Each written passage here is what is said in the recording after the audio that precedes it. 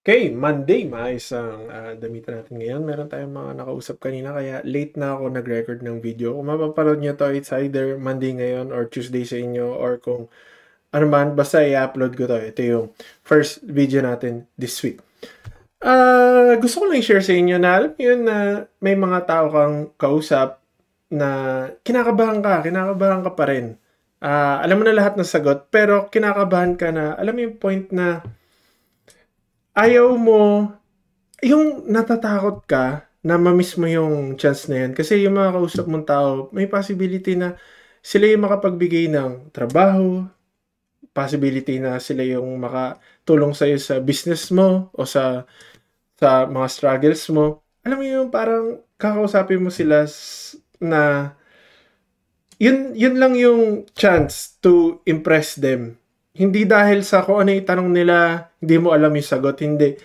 Yung kinakabahan ka dahil yun lang yung lead mo, yun lang yung meron ka ngayon, yun lang yung parang inaasahan mo, yung ganong feeling. Grabe, ang dami ko nang nagawang mga videos tungkol sa mind shifting, mind setting, and kung ano-ano pa ang positive thoughts na po pwede natin gawin. Pero pag nandun ka na sa moment na yun, iba pa rin eh. Tulad nga na sabi ko sa wife ko, tulad nito, yung mga kausap ko, yung mga possibility na po pwedeng, yung mga persons, yung people na po pwedeng makapagbigay sa akin ng chance. Iba talaga yung kapag nasa side ka ng ikaw yung nag-i-interview kesa ikaw yung ini-interview. medyo medyo ano pa rin nandun pa rin yung thought na sana hindi mo makalimutan yung mga dapat mong isagot. Sana tama lahat ng masabi mo, lahat ng lumabas sa bibig mo.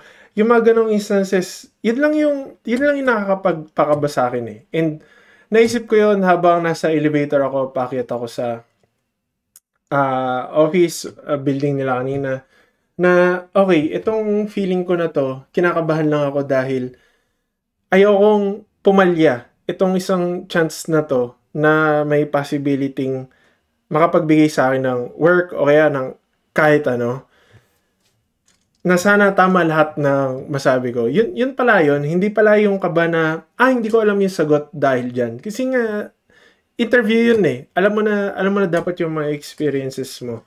Kaya mo na i-share yun. Kaya mo i-share yung struggles mo. Kaya mo i-share yung wins mo. Lahat kaya mo i-share. Pero, yun yung na-realize ko na minsan, yung kaba natin dahil lang dun sa yun lang yung chance natin. Yun lang yung isang chance natin and ayaw natin masayang yun. But at the end of the day, ginawa mo lang din yung best mo. Ginawa ko lang din yung best ko.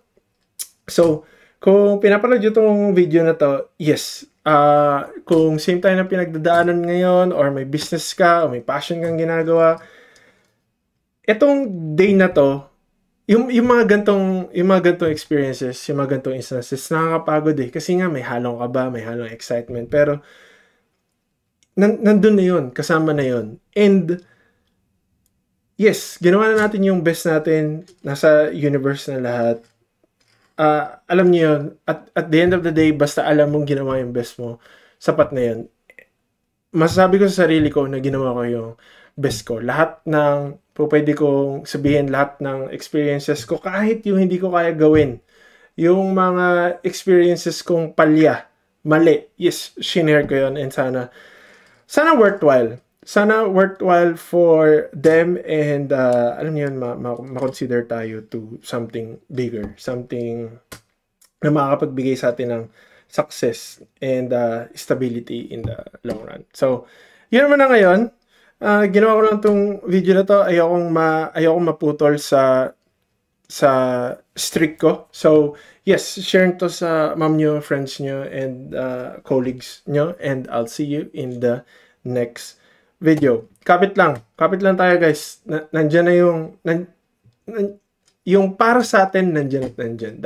Darating yun. Thank you, friends.